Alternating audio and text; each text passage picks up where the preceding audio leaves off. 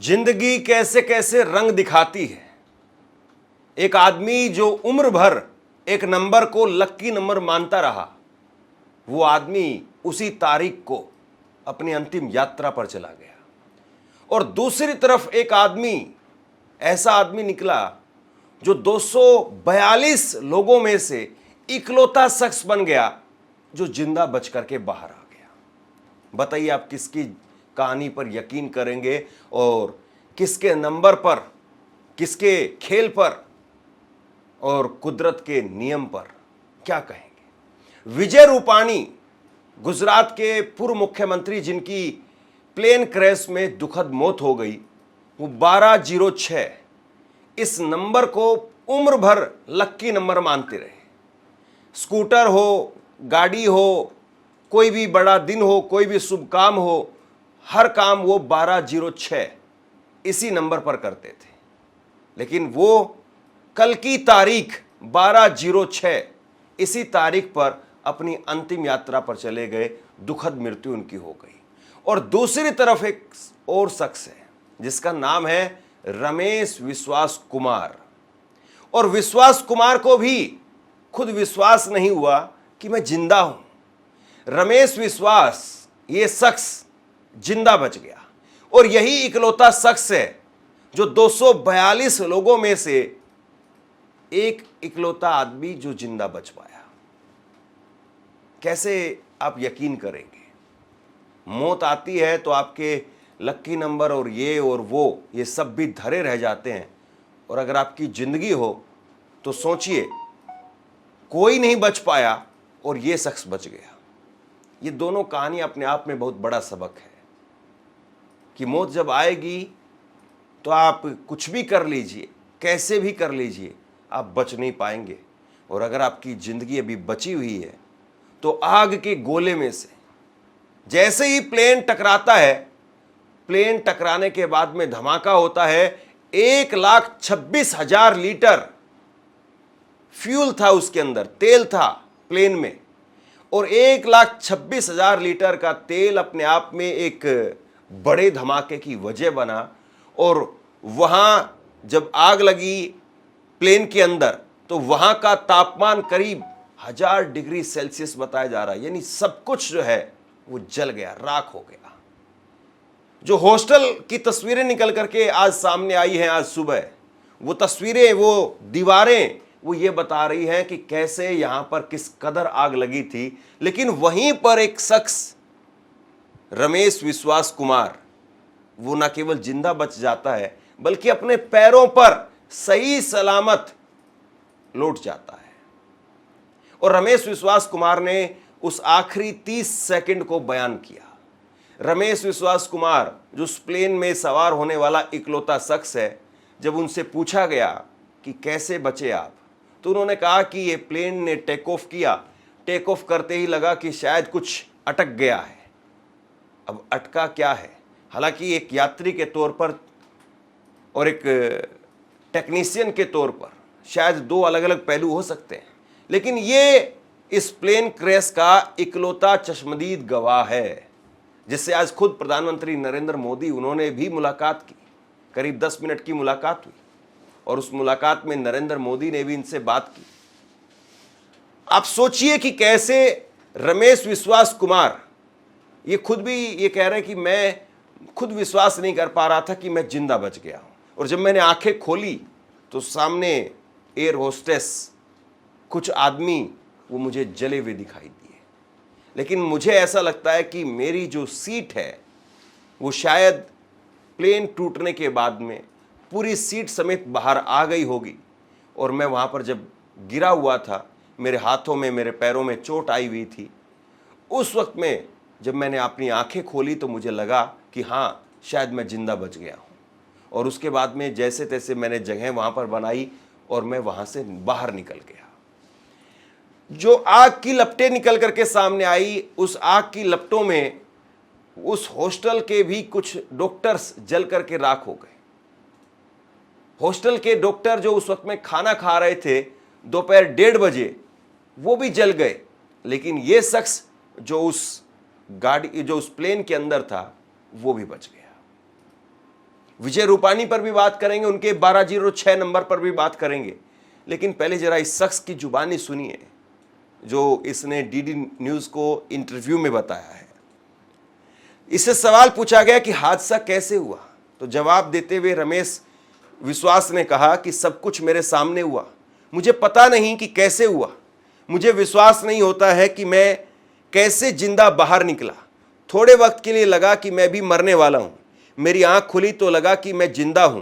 मैंने सोचा कि यहां से निकल सकता हूं और फिर मैं निकल गया। फिर सवाल पूछा पत्रकार ने कि फ्लाइट के टेक ऑफ होते ही क्या हुआ था।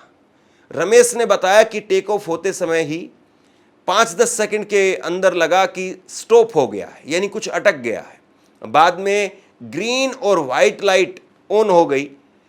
फिर जैसे ही स्पीड बढ़ी उसके बाद में उसी समय पर गिर गया और धमाका हो गया।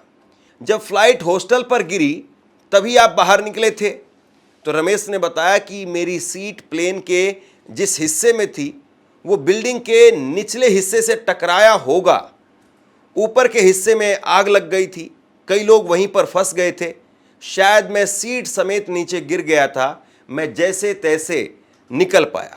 दरवाज़ा टूट गया था, सामने कुछ खाली जगह दिखी तो निकलने की कोशिश की।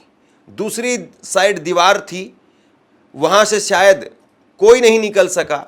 आंखों के सामने ही 2 एयर होस्टेस और एक अंकल आंटी, सब कुछ जल रहा था। और सवाल जब पूछा कि क्या आप पैदल चल करके वहाँ से आए, तो रमेश ने जवाब दिया कि हाँ, मैं पैदल चल करके आया। कई बार कहा जाता है कि नीति नियत को ना जाने क्या मंजूर है, और कई बार कहा जाता है कि होगा वही जो ऊपर वाले को मंजूर हो। हालांकि रमेश विश्वास कुमार जब जिंदा बच करके वहाँ से बाहर आए तो उसके बाद में सोशल मीडिया पर लोगों ने ये भी चलाना शुरू कर दिया कि कहीं ऐसा तो नहीं है कि इसी शख्स ने कुछ प्लान किया हो, इसी शख्स ने धमाका करवाया हो, या इसी शख्स ने कुछ प्लेन के अंदर रखा हो और जिसकी वजह से प्लेन क्रैश हो गया और ये खुद बच गया। कुछ लोगों ने ये भी लिखा कि क्या ये इमरजेंसी गेट वाले सीट के पास में बैठा हुआ था और जैसे ही धमाका होने वाला था इसने पहले ही इमरजेंसी गेट खोल दिया और इमरजेंसी गेट खोल करके कूद गया, और इमरजेंसी गेट खोलने की वजह से कहीं धमाका तो नहीं हो गया। बाकी की बातें तो खैर जांच की बाद ही स्पष्ट हो पाएंगी। लेकिन अभी फिलहाल नरेंद्र मोदी ने जब इनसे मुलाकात की तो उसके बाद में इनकी तस्वीरें एक बार फिर से सोशल मीडिया पर वायरल हो गई। दूसरी तरफ 1206 नंबर वाले विजय रूपाणी, गुजरात के पूर्व मुख्यमंत्री रहे विजय रूपाणी, और विजय रूपाणी वो शख्स थे, माफ कीजिए, अब कई बार ऐसा होता है कि जुबान या दिल और दिमाग वो मानने के लिए तैयार नहीं होता है। तो विजय रूपाणी वो शख्स थे जिनके दिल्ली वाले घर पर जब ये राज्यसभा सांसद थे, 2006 से 2012 तक विजय रूपाणी राज्यसभा सांसद थे। उस वक्त में सोहराबुद्दीन केस में अमित शाह को तड़ीपार यानी गुजरात से 2 साल बाहर रहने के हाई कोर्ट की तरफ से आदेश दिए गए थे। माना यह गया था कोर्ट की तरफ से कि अमित शाह उस वक्त में गुजरात के गृह मंत्री थे और गृह मंत्री रहते हुए उन्होंने एक फर्जी एनकाउंटर के लिए अनुमति दी और बाद में सबूतों के साथ में छेड़छाड़ करने की कोशिश की। इसी आरोप की वजह से उनको 2 साल के लिए गुजरात से बाहर यानी तड़ीपार, जिसको आम बोलचाल में कहा जाता है, इसके आदेश दे दिए। और अमित शाह उस वक्त में 3 लोगों के घर पर रहते थे। मध्य प्रदेश में नरोत्तम मिश्रा, कैलाश विजयवर्गीय, इनके घर पर। और जब दिल्ली में थे, क्योंकि दिल्ली में आकर के किस तरीके से चीज़ों को ठीक करना है, कैसे नेताओं से मिलना है, कैसे चीज़ों को दुरुस्त करना है, इस तैयारी में जब अमित शाह लगे हुए थे तो अमित शाह विजय रूपाणी के घर पर ठहरते थे। विजय रूपाणी का घर ही उनका ठिकाना होता था और विजय रूपाणी के घर पर रहते रहते फिर 2014 में इनको जो है बरी कर दिया गया। 2006 से लेकर के और 2012 तक विजय रूपाणी दिल्ली में रहे राज्यसभा सांसद के तौर पर, और फिर इसके बाद में भाजपा ने इनकी घर वापसी करवा दी। ये भाजपा के अंदर वापसी चले गए, थे तो सरकार में ही, थे तो पार्टी में ही, भाजपा में ही, लेकिन पहले दिल्ली की राजनीति करने लगे थे, फिर वापसी गुजरात की राजनीति इन्होंने करनी शुरू कर दी। और बड़ी दिलचस्प है इनकी कहानी मुख्यमंत्री बनने की भी। नरेंद्र मोदी 2014 में प्रधानमंत्री बनने के बाद में गुजरात से इस्तीफा देते हैं बतौर मुख्यमंत्री, और वो कुर्सी पर बैठाते हैं आनंदीबेन पटेल को। आनंदीबेन पटेल को कुर्सी पर बैठाया, लेकिन आनंदीबेन पटेल पाटीदार आंदोलन की वजह से एक भारी नाराजगी, भारी एंटी इनकम्बेंसी का सामना कर रही थी, और उस वक्त में इस्तीफा दिलवाया गया आनंदीबेन पटेल का और मुख्यमंत्री बनाया गया विजय रूपाणी को। अब विजय रूपाणी की मुख्यमंत्री बनने की कहानी भी बड़ी दिलचस्प है। आनंदीबेन पटेल वो अपनी फेसबुक पर एक पोस्ट लिख चुकी थी, और आनंदीबेन पटेल ने कहा कि मुख्यमंत्री जो भी बने वरिष्ठता का ख्याल रखा जाए। फेसबुक पर जब उन्होंने ये लिखा तो बात मोदी और अमित शाह को पसंद नहीं आई, और मोदी जी ने दिल्ली से अमित शाह और नितिन गडकरी इनको गुजरात भेज दिया पर्यवेक्षक के तौर पर, ऑब्जर्वर के तौर पर, कि आप जाइए और नया मुख्यमंत्री चुनिए। अमित शाह जब दिल्ली से गुजरात पहुंचते हैं तो उनकी मुलाकात होती है आनंदीबेन पटेल से, और इस मुलाकात के बाद में माना गया कि अब आनंदीबेन पटेल के बतौर मुख्यमंत्री दिन पूरे हो गए हैं। अब आनंदीबेन पटेल वो एक पूर्व मुख्यमंत्री हो जाएंगी, और आनंदीबेन पटेल की चलने वाली भी नहीं है। आनंदीबेन पटेल नितिन पटेल को मुख्यमंत्री बनाना चाहती थी, और नितिन पटेल भी खूब इंटरव्यूज दे रहे थे, और उनको लग रहा था कि एक पटेल नेता को हटाया जा रहा है तो दूसरे पटेल नेता को लाया जाएगा। लेकिन अमित शाह ने पर्ची निकाली विजय रूपाणी के नाम की। शायद जो नमक खाया था उसका हक अदा किया अमित शाह ने, आप ये कह सकते हैं। खैर, राजनीति में चीज़ें अलग अलग तरीके से होती हैं। जब विधायक अमित शाह से मिल रहे थे तो उसी वक्त में मोदी जी का एक मैसेज जाता है कि बहुमत अमित शाह के पास में है, और अमित शाह जिसको चाहेंगे वही मुख्यमंत्री बनेगा। और अमित शाह ने विजय रूपाणी के नाम की पर्ची निकाली और विजय रूपाणी मुख्यमंत्री बन गए। हालांकि बाद में यह भी कहा जाता है कि बीजेपी ने विजय रूपाणी के साथ में ठीक नहीं किया। 2017 का विधानसभा चुनाव जब आया तो उस वक्त में राहुल गांधी, कांग्रेस पार्टी, अशोक गहलोत, इन सब ने मिलकर के एक माहौल बनाया, और गुजरात में 3 युवा नेताओं की एक जोड़ी उभर करके सामने आती है। जिग्नेश मेवानी, हार्दिक पटेल और अल्पेश ठाकुर, ये 3 युवा नेता उभर करके सामने आते हैं। कांग्रेस ने इनका खूब साथ दिया, इन्होंने भी कांग्रेस के लिए माहौल बनाया, और बीजेपी 99 सीट पर अटक करके रह गई। कांग्रेस 77 सीट पर, 77 सीट पर आ गई।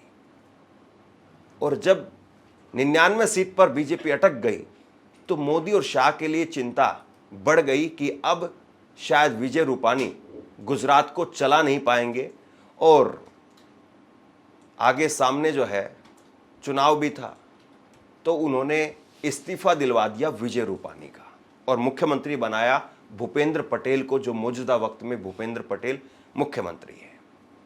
तो कैसे कैसे नियति आपको जो है वो बदलती है, कैसे कैसे नियति आपको परखती है। 1206 जिस नंबर को वो लक्की नंबर मानते रहे, उसी दिन उनकी जान चली गई। अगर ये नंबर, इसके चक्कर में शायद नितिन पटेल आखिरी वक्त में नहीं आते तो शायद उनकी जान बच जाती। 5 जून को यानी 5/6 को विजय रूपाणी की पत्नी वो अपनी बेटी के पास में लंदन चली जाती है। टिकट उस दिन विजय रूपाणी की भी थी, लेकिन विजय रूपाणी की टिकट कैंसिल करवाई गई। विजय रूपाणी वो पर्चा भरवाने के लिए पंजाब गए थे। पंजाब में बीजेपी के प्रत्याशी को पर्चा भरवा रहे थे, वहाँ पर पर्चा भरवाया। पंजाब में 19 जून को चुनाव होने हैं। फिर उसके बाद में विजय रूपाणी ने तय किया कि मैं पंजाब में पहले पर्चा भरवाता हूँ, और उसके बाद में 12/6 को यानी मेरा जो लक्की दिन है उसी दिन मैं लंदन आऊँगा, बेटी से मिलूँगा और तुम्हें वापसी ले आऊँगा, तुम चली जाओ। उन्होंने पत्नी को 5 तारीख को ही, 5 जून को ही लंदन भेज दिया, खुद नहीं गए। शायद उस दिन चले जाते तो जान बच जाती।